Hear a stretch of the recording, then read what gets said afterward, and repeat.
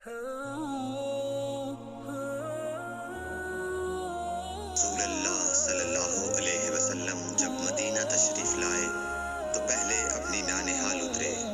جو انصار تھے، اور وہاں آپ نے 16 یا 17 ماہ بیت المقدس کی طرف منہ کر کے نماز پڑھی،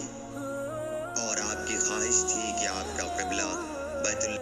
جب بیت اللہ کی طرف نماز پڑھنے کا حکم ہو گیا تو سب سے پہلی نماز جو آپ نے بیت اللہ کی طرف پڑھی عصر کی نماز تھی۔ وہاں آپ صلی اللہ علیہ وسلم کے ساتھ لوگوں نے بھی نماز پڑھی۔ پھر آپ کے ساتھ نماز پڑھنے والوں سے ایک آدمی نکلا اور اس کا مسجد بنی حارثہ کی طرف گزر ہوا تو وہ لوگ رکوع میں تھے۔ وہ بولا کہ میں اللہ کی گواہی دیتا ہوں کہ میں نے رسول اللہ صلی اللہ علیہ وسلم کے ساتھ مکے کی طرف منہ کر کے نماز پڑھی ہے۔ یہ سن کر وہ لوگ اسی حال میں بیت اللہ کی طرف گھوم گئے، اور جب رسول اللہ صلی اللہ علیہ وسلم بیت المقدس کی طرف منہ کر کے نماز پڑھا کرتے تھے، یہودی اور عیسائی خوش ہوتے تھے،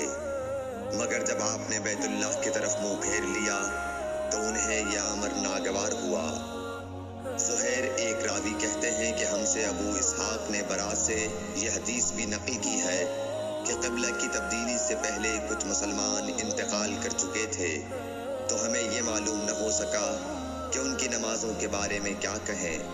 تب اللہ نے یہ آیت نازل کی، وَمَا كَانَ اللَّهُ لِيُضِيعَ إِيمَانَكُمْ، سورہ بقرہ آیت نمبر 143،